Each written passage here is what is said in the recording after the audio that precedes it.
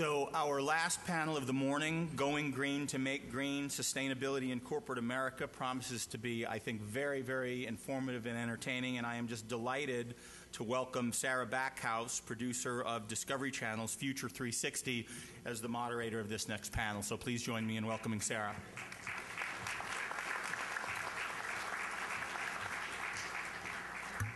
Thank you very much. Good morning. I'm so excited to be here at Cleantech OC. It's my first time, and it's such a great turnout, so thank you all for making the time to come. And I'm also excited to moderate the panel, Going Green to Make Green, Sustainability and Corporate America. We have some wonderful panelists here who will share their stories and their roles within their companies and hopefully inspire you all to do the same. Briefly, I am host and producer of Future 360. This is a new online video syndicated magazine show dedicated to covering clean tech and green innovation. So I am very excited, after being in sustainability for a long time, to zero in on this sector that I think has so much promise to really revolutionize the world. So without further ado, I will introduce the panelists in turn. Each will deliver a brief description of their role in sustainability at their company, and then we'll go into Q&A, and finally open it up to the audience, as I'm sure you have questions that you'd like to ask them. So let me introduce our first panelist. Rowan Atwood is Environmental Affairs Manager for Sol Technology, a globally recognized leader in authentic action sports footwear and apparel. The company set the bar high with reducing their own footprint with a number of innovative initiatives, including Buy a Shoe, Plant a Tree program, which is helping to restore one additional tree to the Costa Rican rainforest for every pair of Jamieson 2 Eco shoes that is sold. Here's Rowan.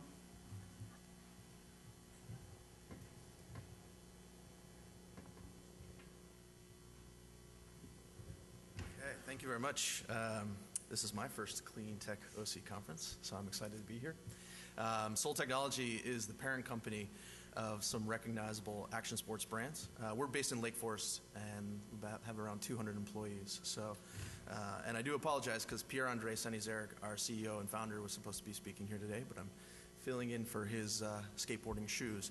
We are a skateboarding company. Etnies, America S32 snowboard boots, Altamont apparel is the product that we make. So probably not too many skateboarders in this audience, but your kids or friends. We do have a half pipe beyond the refreshments. So after this session, no, I'm just kidding. So next slide, please. Just to give you a sense of the roots of the company, Sol Technology began in 1986, and Pierre André Senizergues moved from France to Southern California to live out his passion, skateboarding. It wasn't until later that he developed a love and appreciation for the environment, and around Y2K, when all the computer systems were supposed to crash, he was wondering about the 100-year lifespan of his company. So I joined the team in 2007, where we underwent a lot of our environmental initiatives. But here's a photo spread of him in front of his photovoltaic system, doing some incredible tricks on the skateboard. He's a world champion. And then also co-produced The 11th Hour and worked on The 11th Hour documentary with Leonardo DiCaprio to help raise awareness. And actually in the lower right hand, that skid mark he has on his arm was after riding electric motorbikes in the desert for a weekend in Anza Borrego. So it's a true testament to clean tech. Next slide, please. They were really fun. So skateboarders is our targeted market. Next slide. Surfing. And our surf team actually was with us for this most recent cause-driven marketing campaign. We're about year 4 into our sustainability program. So we've done a lot of the low-hanging fruits. We've done a lot of the operational changes of our lighting fixtures and virtualizing our servers and what have you. We're kind of moving to those next big carrot items on our carbon reduction at least. We'll talk about carbon in a second, but our surf team came up for our Buy a Shoe, Plant a Tree program in Costa Rica, which was pretty amazing to sort of meld the environment, surf, and an indigenous community, planting 35,000 trees to be scheduled by the end of December. So it's a pretty amazing project. Next slide. And then this guy's probably out there with the half pipe. Brian Egan is our motocross target market as well. So we span that youth market in action sports. Next slide. And my role within the company as a manager of environmental affairs is to help suck the toxicity out of something like a pair of footwear. And the Jameson Eco 2, which is profiled behind us, was a creation last year that utilized water-based adhesives, a canvas upper versus a leather upper, so you can just imagine the carbon intensity between leather versus canvas. Recycled PET laces, and some other function. And this was the model that was associated with the Cause River marketing campaign in Costa Rica. So the Jameson Eco 2 was sort of a 2011 highlight for Soltec. Next slide. But ultimately, looking at our footwear, we spent a significant amount of time studying where we are before we embarked on the sustainability journey. So through carbon footprinting, through an intense sort of supply chain analysis in 2007, we really needed to dial into the nitty-gritty of how our product is made, manufactured, all the materials involved. So this graph here just indicates through our different factory base the kilowatt hours per pair is sort of embodied within that particular product. So it kind of gives you a sense of the level to which we're attempting to understand our impact. Next slide. And ultimately sort of results in a carbon footprint, some sort of a large carbon footprint that we can associate and sort of figure out where to set our priorities across the company, across all departments, and ultimately make those carbon reduction strategies happen. Next slide. The built environment, which is huge. At one point, this slide you see behind you has the different albedo reflectance ratings of all of our built surfaces. So we have talking about metrics, I know we're going to get into this later, but talking about metrics, we have an average albedo rating for our company as a whole. So it's something we can gauge as we design more landscaping that absorbs more light or reflects more light, depending. Next slide. And lastly, just wanted to point out that we do utilize technology significantly in order to meet all of our sustainability goals. On the micro level, we've been deploying these current transducer technologies on individual circuits to sort of monitor the energy. And then, of course, on the macro level with our photovoltaic system, we kind of we need to embrace in order to drive our sustainability mission, a wide variety of sort of clean tech products. So, next slide.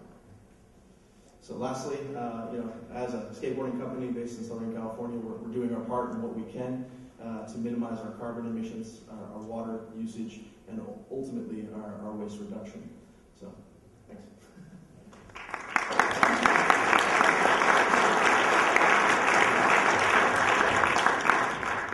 Thanks, Ron. Next, we have Tony Bruno, who is Vice President of Resorts, Hotels, and Downtown Disney District at Disneyland Resort in Anaheim, California. A cast member since 1988, Tony has worked as General Manager of Disney's Paradise Pier Hotel and currently serves as the Chairman of the Anaheim Orange County Hotel and Lodging Association. Tony. Thanks, Sarah. So my role was really created. I've been an operator for over 30 years, 23 with Disney, and about a year and a half ago we made a change, and my role was created as the executive champion for the Disneyland Resort for environmental initiatives.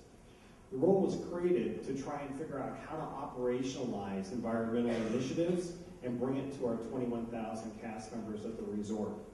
We're really working hard, multifaceted. One is with our facilities team and new technologies to look at ways in which we can improve, but also a big focus of mine is to work on the behavioral changes of our cast and how we can make a difference, not only in what they do at work, but what they can do at home. Some of our recent environmental successes, just to name a few, is at our Disneyland Hotel. We're going under what is the biggest renovation that hotel has ever gone under since it was built in 1955. We've done a great job with waste diversion by recycling a lot of the demolition debris, implementing dual pane glass with tinting and motion sensors in all the guest rooms, using high efficiency air conditioning units with cut power, and then working on compact fluorescent lighting, LED lighting in each room, and then really focusing on recycling opportunities. A number of things taken out of the guest rooms. We were able to work with Habitat for Humanity and repurpose, so that worked out really well also. I think one of the big ones a couple years back was when we had to drain Paradise Bay for implementation of the World of Color show. We were going to take that water and drain the bay and go right into the rainwater runoff. And one of the folks came up with an idea, and that idea cost us 10 days and cost us a little more money. But instead of directing that water there, we worked with Orange County Water District, and we were able to take it and drain it instead of to the ocean into the underground aqueduct, and then repurpose it and pull it back out when it came time that we need to refill the bay. Took us a little more time, a little more money, but was the right thing to do after the fact. Last one is biodiesel. About 2 years ago, we started recycling all the oil out of the kitchens that we use in fryers. And they have been able to take that, working with a third-party company, and develop biodiesel that we now use to run our Mark Twain. We use it for our trains around the resort, light towers, and a number of pieces of other equipment. And that's reduced about 200,000 gallons of petroleum diesel each year.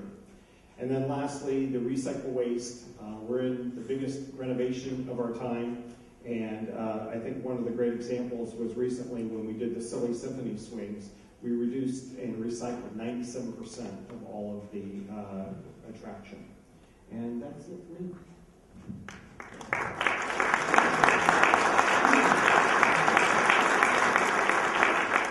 Thanks, Tony. Next we have Michael Whaley, who currently serves as Allergan Senior Director of Environmental Health and Safety. Michael has worked in the environmental health field since 1979 as an EHS Program Director, Environmental Remediation Manager, bacteriologist, and many more for several large and medium and small companies, including Allergan and Rockwell International. Please welcome Michael. Thank you. Just to correct, it's Allergan. That's the name of the company thing. My background is in oceanography and zoology, and I've kind of grown up in this field. First job out of school was to figure out the chemistry around the waste that we're finding in bay sediments, and it's kind of grown from there. At Allergan, I was hired about 20 years ago to basically put an environmental program into play, and it's since then have also inherited health and safety, the sustainability aspects of the program as well, along with various other things like facilities, administrative services, and other types of duties within Allergan unrelated to this. So I've been with Allergan about 20 years, and in that time we've implemented basic programs and have set targets and goals. We're in our fourth sustainability plan period, 5-year plan periods, and we've got some vision goals that we posted on our website, and I'll share with you a little bit when we get into the question end of it. Next slide, please. Oh, sorry. This gives you an idea of some of the products we create. Most people haven't recognized the Allergan name, but probably recognize some of the products. We're operating, we're selling in at least 100 countries that I'm aware of, manufacturing in 5, but directly, joint ventures, and many more. We're based in Irvine, California, so our corporate headquarters are located here in Irvine.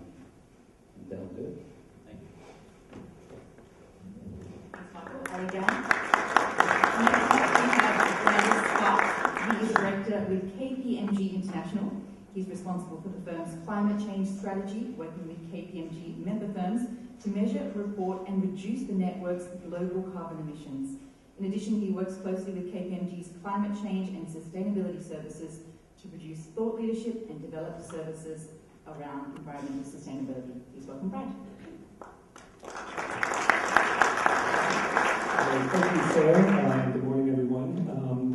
As Sarah said, my name is Brad Sparks, and I work for KPMG International, and I'm responsible for our global environmental sustainability program. And for KPMG, we have been helping our clients with measuring and reporting their environmental impacts for probably about 20 years now. And about 5 years ago, our global board decided that, even though we are not an extractive industry, we're not in a high-emitting industry sector, but that we could actually recognize and realize some of the benefits we were seeing being realized by our clients, namely around cost savings and reputation enhancement by implementing our own sustainability program. And so our global board 5 years ago approved the KPMG Global Green Initiative, which is centered around 3 commitments. One is us measuring and reporting our global greenhouse gas emissions with the principal ambition of reducing those by 25% over a 4-year period.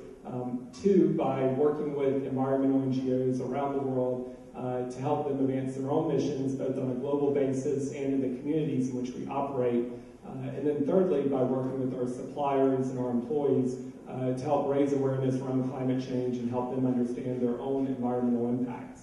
And all of this being underpinned by a significant enhancement of our global climate change and sustainability practice and the work that we do with clients every day on these same issues.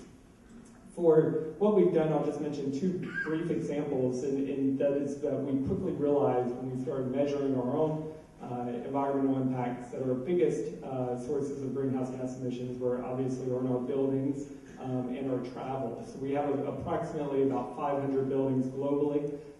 We have about 140,000 employees globally, many of which travel, and those 2 individual sources themselves were the most significant aspects. So we looked at taking some immediate short-term opportunities and some longer-term perspectives as to how we'd actually go about reducing those impacts.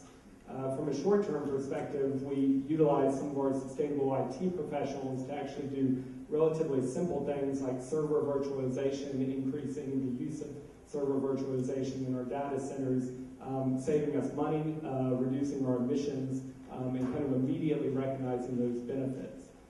And then from a longer-term perspective, we're looking at instituting among all of our offices green building practices, using the national green building schemes where appropriate. So for example, here in Orange County, the KPMG office is one of the first that achieved LEED certification among KPMG US offices, and looking to actually institute those practices on a wide-ranging basis in our 500 offices around the world. Thank you.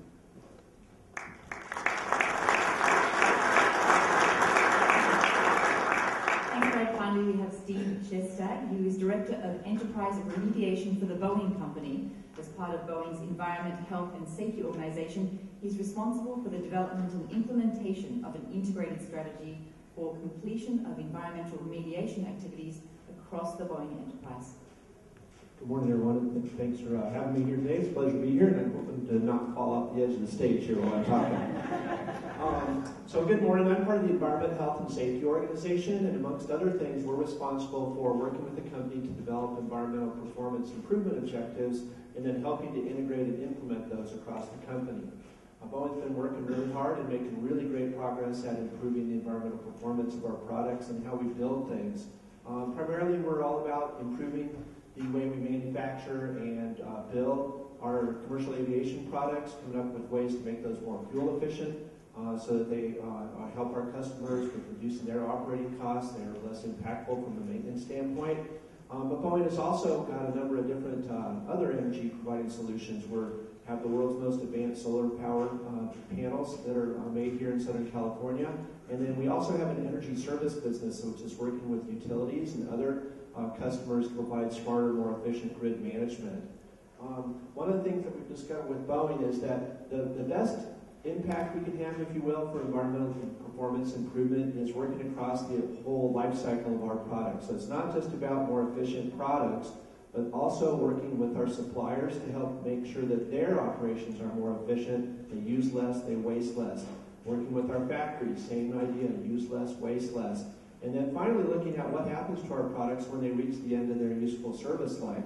How can we increase the recycle capability of those products? How can we make sure that there's less waste stream in those products that have to go to a hazardous waste landfill? So we're working really hard looking across our whole value stream to reduce the environmental footprint of our operations. I really like Dr. Johnston's comments this morning about the Platinum for Change. Boeing sees itself in that position, and we have to make reductions in the environmental footprint of our products and our operations to stay in business. Our stakeholders expect it, our employees expect it, our customers need it. You can imagine the airline business, fuel costs is a huge, huge thing for them, so being more efficient in our products really helps our customers. Global aviation accounts for about 2% of the man-made greenhouse gas emissions, and that is expected to grow significantly in the coming decades as the market expands, especially overseas in places like China and India.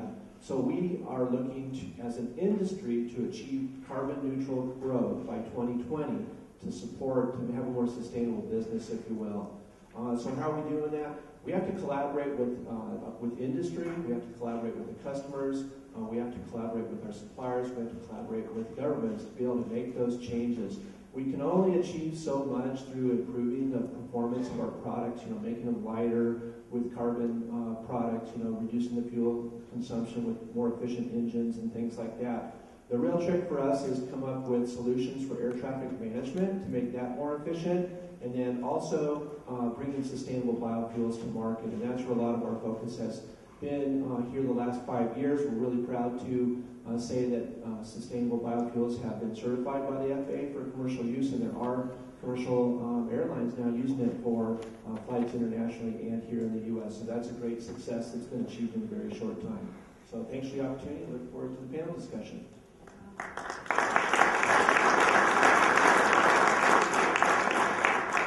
Thanks, Steve. Well, I think we heard a little bit about some of the sustainability initiatives that each of you are employing at your organizations. And I guess an important aspect is how you get people involved in them to fulfill your goals. So let me pose that question. How do you get separate divisions and departments to collaborate to meet your overall sustainability goals? Well, I can tell you that is why my job was created, because it's the integration points amongst our company, Disney Parks and Resorts, Walt Disney Parks, and it is the concerted effort of everyone at the table. Our facilities team is doing a great job putting new technologies in. Our technology team is doing a great job working with Microsoft to look at ways in which we can be more efficient with our computers. But all those individual work streams don't work unless we're sitting together at a table and integrating best practices across the resort and also making it part of the fabric and dialogue of every meeting that takes place for Disney. That's pretty much what my job is all about and why we were created. We go down the line maybe and give some more answers to it. I think we followed a similar pattern to what Tony has stated at Allergan. And we take a lot of the ideas come from people that are working for us. And some of them are good, some are not. So we have to kind of weed through those. But we do a lot of small pilot tests on things and start at maybe one facility and then see how it works, and then move it up to more of an organizational approach. And that's been very successful. When we started looking at waste initially back in the early 90s, we didn't have a waste reduction program in place.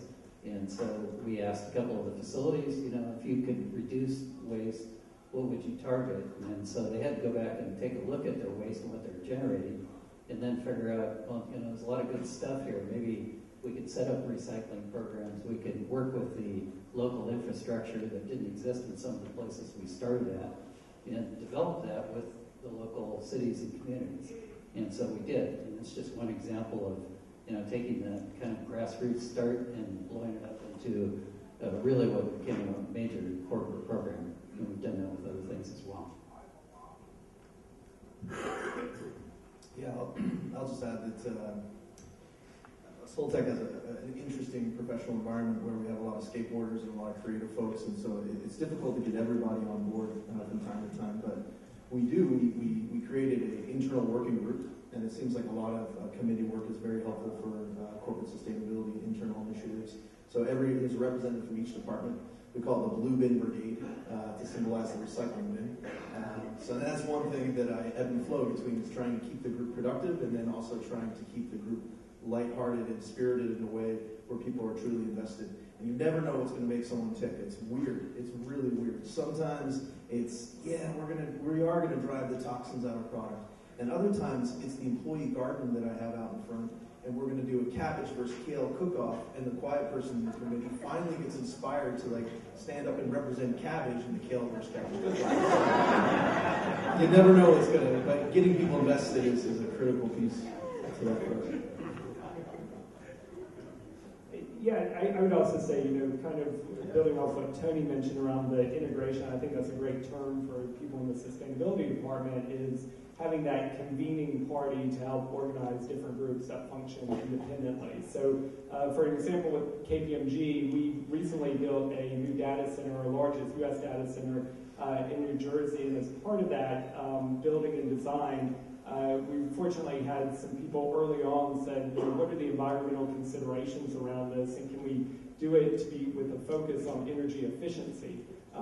By starting that discussion, we actually then brought in some more tax professionals who have a good understanding of the variety of renewable energy taxes that are available, and they were able to come together with technology, with our IT operations, real estate, and even with our security group to open up and design what's now one of the largest combined heating and power data centers in the U.S. Our facility recently got Energy Star rated by the EPA for being a CHP unit that generates 70% of its own electricity and backup, which has significant implications for us as we secure a lot of data from many of our clients within that. We were also able to do this with a 5-year payback period, and then ongoing cost savings from that moving forward. So kind of combining these various elements, but the key being having that convening party at the beginning to get these groups to work together is the biggest challenge. And from a Boeing perspective, we certainly have found that the employees are our secret weapon, in sustainability improvement, and done some different things to better harness that energy. But one thing I will mention that I think the panel has touched on is technology investments. There's a lot of stuff that you can do to improve performance. One of the tricks is figuring out where the best opportunities really are to put your resources. We brought together a technology panel, if you will, across our different company. We have pretty diverse business segments within Boeing, between the commercial, defense, et cetera, segments of the company. And so we brought them together, the technologists, to figure out where can we make the biggest difference with our R&D investments, with our manufacturing improvements. So an example would be eliminating cadmium plating. That can be done across the company. Eliminating chrome paint for corrosion protection. That can be applied to both commercial and defense products. So a couple of different ways to look at how to harness your technology and R&D investments. Great. Well, we looked at kind of internally what goes on with sustainability. Let's look outside the company now. How does your organization leverage partnerships with outside organizations, whether they're suppliers or competitors, to meet your sustainability goals? Well, for Disney, as I talked earlier about the water on the bay, that was Orange County Water District. Recently, we built a thermal energy plant at Disney to chill in the afternoon, and that was working with the city. We worked with the Imperial Western Products, an outside company, on biodiesel. We're working with a couple different companies right now, trying to come up with a way in which we can take and dispose of food waste and make it a productive way in the work stream. The other things is like Clean the World. So Clean the World, last couple of months we just started recycling soap out of guest rooms, and they have a way to sanitize it and then ship it off to needy countries around the world. 3,500 pounds of soap recycled that was going into the trash recently. I think the other thing is about recycling and these other companies is it's finding the passion of our cast. So we have worked with a company that is now recycling the cork that comes out of our Napa Rose restaurant. It was a passion of the cast in that restaurant, just like the soap was in the housekeeping department. Our recycling efforts at the resort, again, trying to tug at the heartstrings of the cast to get them on this environmental journey and begin the journey. It only takes one journey for them to begin and gradually build upon. So our recycling efforts at the resort, the dollars that come out of that go to canine companions. And when you have the dogs come in, it tugs at the heartstrings, gives the cast a purpose as to why we recycle and do what we do. At Allergan, early on, we found that benchmarking was probably the first thing we were doing, just find out what others are doing, especially when you're starting out and trying to decide what might give you the biggest bang and what pilot might be the best thing to start with. And I think after that, once we started getting some successes, We're also looking at different trade organizations and working with different companies and benchmarking directly. So a lot of it had to do with, what are the capabilities, what are the possibilities, what are people really doing out there? The other thing was to look at how these different organizations recently, I'd say in the past 10 years, have been ranking and rating companies, and certainly there's several of them. We're part of the UN Global Compact, Energy Star. There's been a number of finance groups that are like Dow Jones Sustainability Index, FTSE, and so on, that look at certain aspects of your sustainability program, and from that determine whether you're really a sustainable company and whether you're on the right track to remain so, and then ranking you on those things. So using that kind of as a benchmarking tool too, just to see what others were doing and what got them onto these lists, and try to pursue it that way. There's also the bottom up, where we try to engage the people at the various plant sites on an individual level to want to do these kind of things. And it's amazing when you give people those kind of opportunities. There's always a number of people who want to take advantage of that. Another thing that we looked at was we realized we weren't alone in the world, and so how do you spread this message? We started working with suppliers and third-party manufacturers that work directly with Allergan. And initially it was from a supply interruption point of view, how could a supplier or a third-party manufacturer actually impact in a negative way our company? And so we're looking at that from an environmental health and safety sustainability point of view. And then at the same time, while we were going to these various places and looking at what these people were doing on our behalf, seeing how they were operating, if they had good practices, offering to take full advantage of them, bring them back home, and then also to share things that we're doing at our facilities that they would find a benefit from. So that was very beneficial as well. We're also working on the distribution side of it, which is a little more recent, but a lot of it has to do with product packaging and how much you put in a package, and how many packages go on a pallet, and where you're shipping them to, how you distribute them, and is it the most logical way to do that? So there's some opportunities there as well. And then finally with the customer, what does the customer want? And initially, when we first started sustainability, I don't think the customer had any idea what they wanted. It was just kind of this concept of green. It's sort of fleshed itself out, I'd say, in the last 5 years, and we actually have customers that are looking at carbon footprint, want to put a label on products, in Europe in particular. We have customers who, on the pharmaceutical side, want to know if we're using certain types of materials in our product, if our packaging matches what is necessary versus overpackaged, if we're using materials in the packaging that they don't want. So there's a whole set of criteria that are coming out of that. And I'd say Allergan's fortunate in that we've been trying to position our products in that way. We've actually looked at the types of ingredients that we put in our products, as well as how we package them, and been working over the years to optimize both of those things so we're able to meet these customer requirements as well. So I think that's how we're doing it. Yeah, looking externally at the different partners that we build relationships with to develop our sustainability program, they kind of span the nonprofit, industry, trade groups, and academia for the most part. When we have a cause-driven marketing campaign to buy a shoe, plant a tree, which is really awesome, by the way. You should check it out. That's not something that we do internally. We have the La Reserva Forest Foundation, a nonprofit in Costa Rica that is skilled in that arena to plant trees. We work very closely with Autism Speaks and a wide variety of other NGOs that kind of have a cause-driven marketing purpose in our marketing.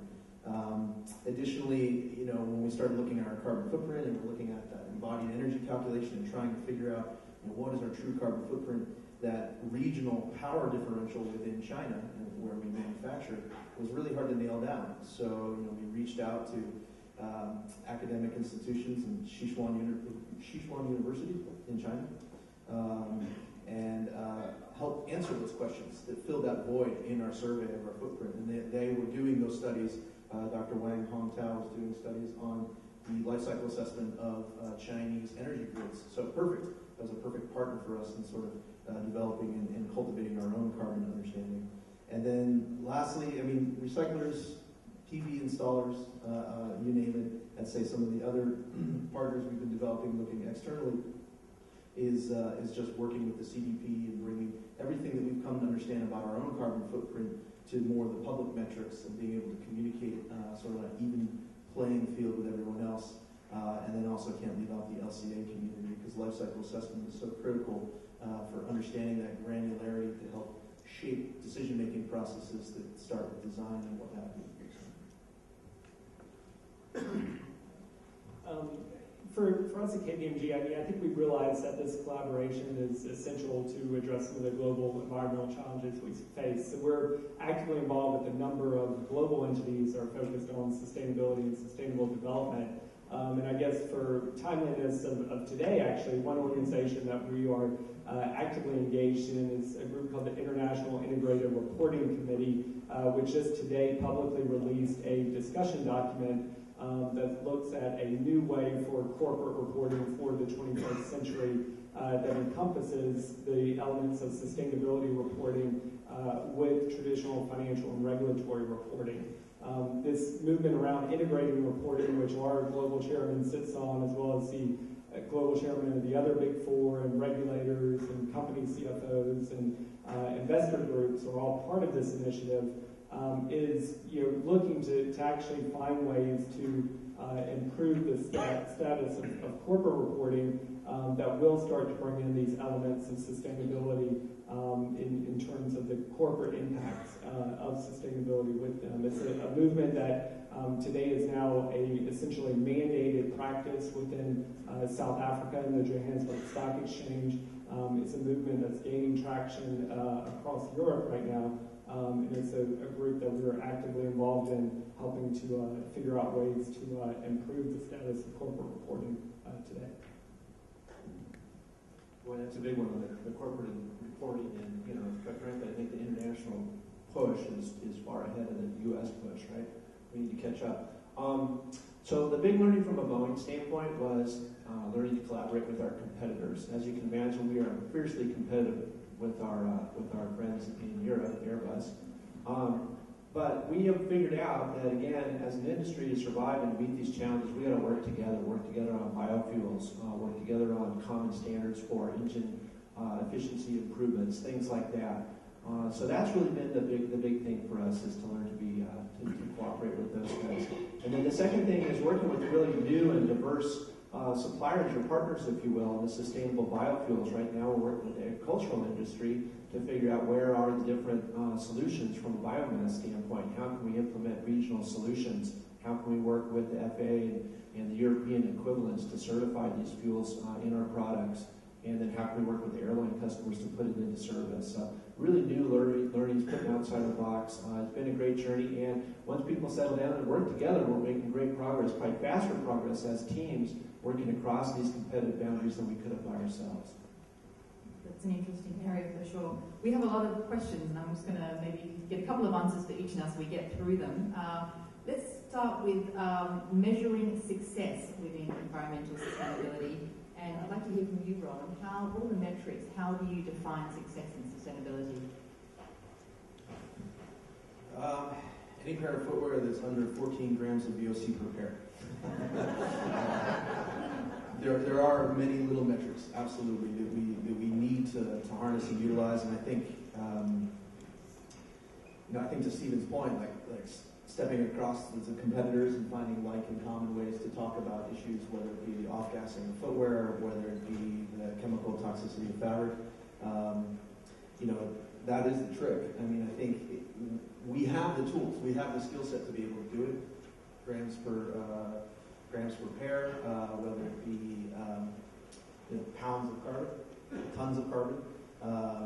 These are easy metrics to utilize. I think it's just a matter of sort of all of us using the same metrics. And I think in discussing with some of Soltech's competitors, we are all in agreement that there needs to be sort of just that common ground to connect on, so that we know that we're discussing the same aspects. But we use a lot. I'll tell you the weirdest one, the strangest one that we came up with was the animal species displaced by our operational square footage. So for that slide you saw up there with all the different, that was an albedo chart, but I can generally tell you that the 400,000 square feet that we occupy in Lake Forest displaced the natural habitat for 11 rattlesnakes, 6 cactus wrens, 12 mountain lions.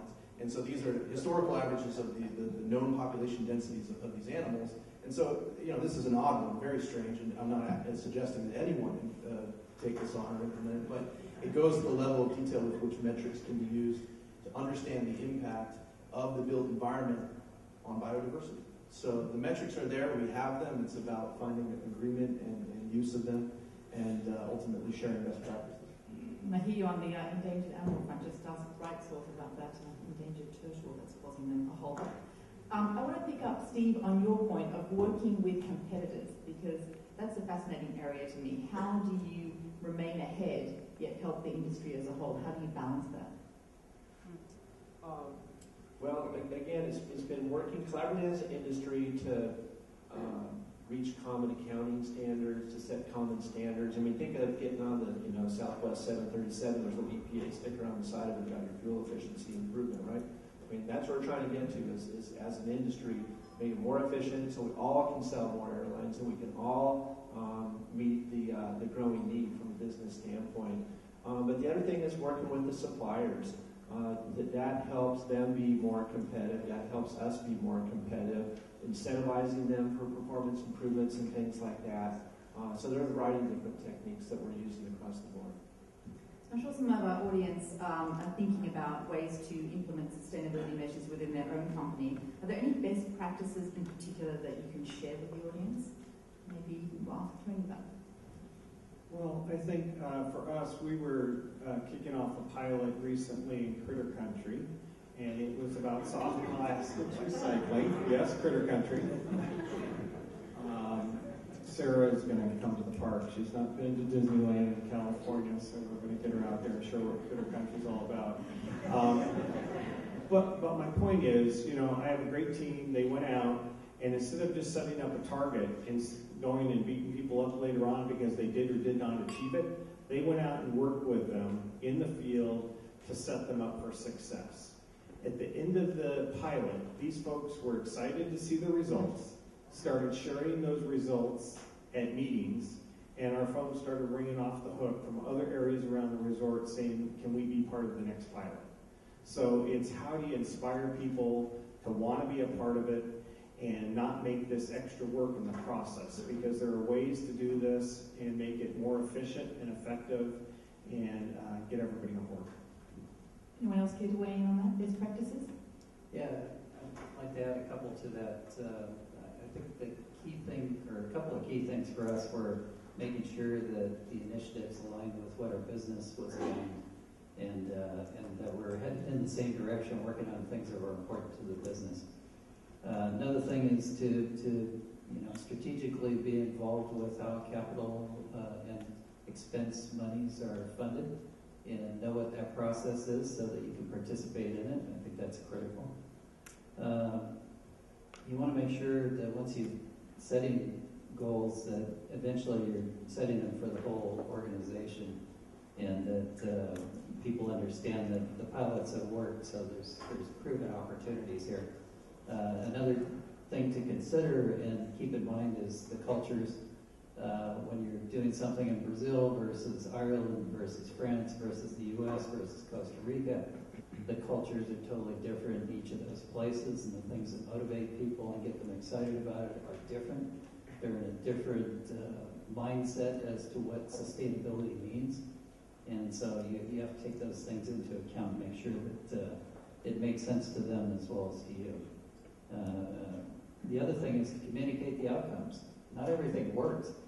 So some of the things that we've done haven't worked, and we make sure everybody knows about them. We don't want to do them again somewhere else. But we also want to know why they didn't work and make sure that people are aware of that. Things that do work, obviously, that's very easy to communicate, and people get excited about that. Thank you. What about when you face opposition, when there are problems? How do you address those and help solve them? Brad?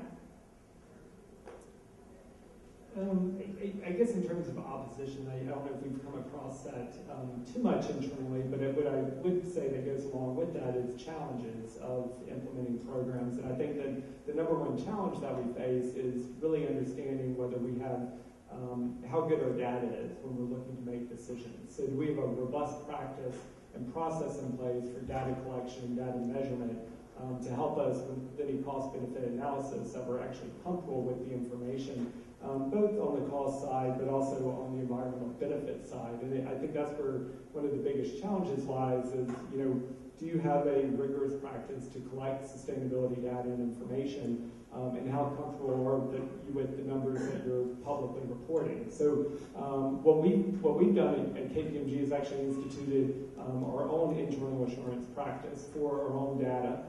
I'm an accountant. We're a bunch of accountants at KPMG, and this having good numbers is critical for us. And so we get challenged heavily whenever we even communicate internally on our information. And I think that's a best practice, but also a way to address one of the biggest challenges in this area, and that's really around the difficulty of data measurement. Anyone else care to weigh in before we open up to the audience? Yeah, I'll do that. So the challenges that we faced have included, where do you focus? There's so many things that you could do. How do you focus and get the best results? The second thing is moving quick, right?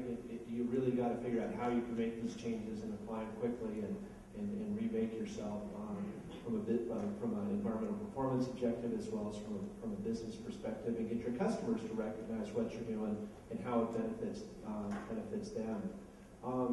And then the other thing that I was going to mention from a challenge standpoint is transparency, right? In common accounting, we all kind of struggle with this. We're all up here talking about all the great things that we're doing, and especially Boeing being an aerospace defense type contractor, it's really hard to be open and transparent about this and share stuff and make these changes. So that's another important thing for us to understand and learn about. Excellent point. At this stage, I think we'd like to open it up to the audience. There is 10 minutes left, so if you have any questions, go ahead. Andrew Martinez from the Advanced Power and Energy Program at UCI. My question is actually for Mr. Bruno. You mentioned how with your water project, how that was actually done at your cost and at cost of time as well. I think that kind of speaks to what Dr. Johnson spoke about this morning, how sometimes the measures of success are a little bit too high. You can't save money and save the environment and do all these different things at once. So I was wondering if maybe you could share what was the decision-making process? How did you guys end up deciding to take on that financial sacrifice in order to help the environment in that way? Well, I think, being in California, it wasn't too tough of a decision. Our company is one that always wants to do the right thing. Water, a year and a half ago, we've had a little bit of rain since then, but we were in one of the worst situations that we could ever think of from a water perspective at the resort and in California. And we knew that 6 to 8 months later, we were also going to have to take the water out of rivers of America. And so, at the end of the day, it came down to what was the right thing to do. Yes, we could have done it cheaper and not been environmentally right. But fortunately, we work for a company that has strong leadership. And, if it's something you can pass the red face test on, we're going to do it. So, unfortunately. Thank you. Anyone else? Well, I have one more while people are thinking. We're here at Cleantech OC. What clean technologies are you using in your companies? It's open to anyone. Allergan, I think on the energy side is probably where we're doing a lot of that. And it's very basic things. I mean, the simple things like the lighting technology, somebody mentioned that earlier. We've been looking at lighting technologies almost every 5 years because it changes enough that you really have to keep looking and going back and making sure that you've got the most efficient.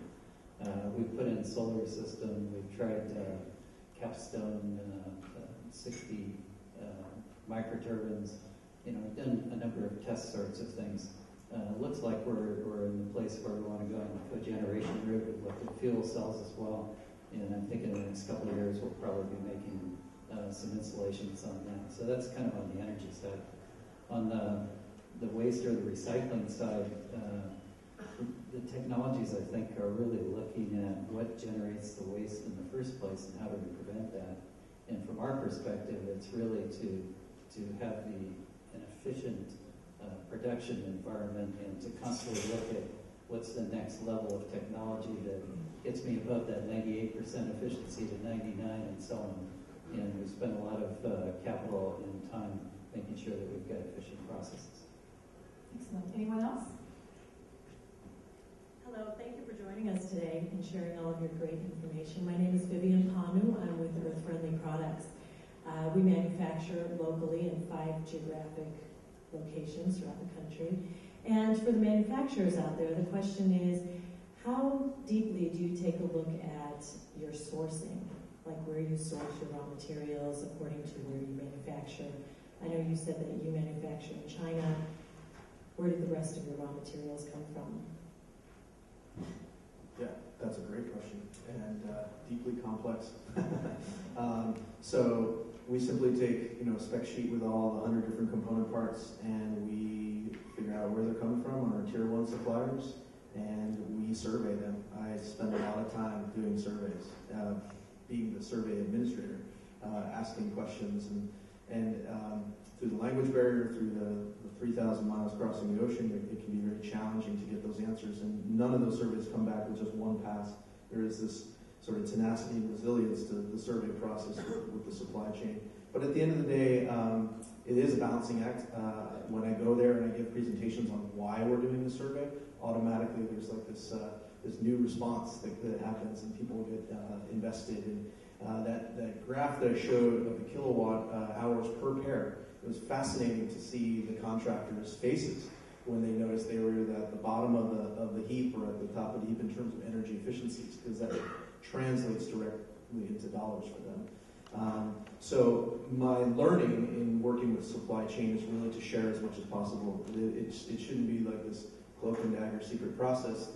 The more information that I gave them about what we're attempting to do with the information, how beneficial it is, and ultimately how it serves our customers, they saw that value and sort of immediately would turn around and jump on board. Thank you. Next question. Hi, my name is Kirsty Manlick. I am also a grad student at the UC Irvine Advanced Power and Energy Program. First thing, Mr. Bruno, I just want to say thanks. I'm a huge fan of all the color. Second thing, I think this question is really for the other 4 panelists. In addition to looking at greenhouse gas emissions, are you guys looking at water conservation in any of your manufacturing processes? Thank you.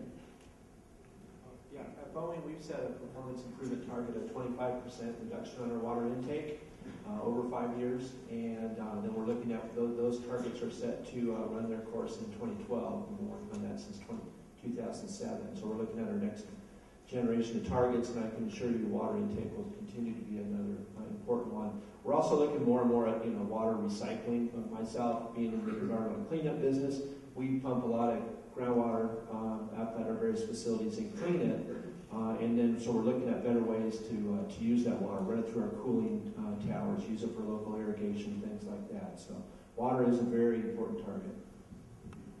I'd agree with that, and Allergan, it's been a target of ours for at least a couple of strategic planning sessions. So right now we're trying to reduce our water consumption by 15% over this 5-year period from 2011 to 2015. I can give you one example at our Westport, Ireland facility.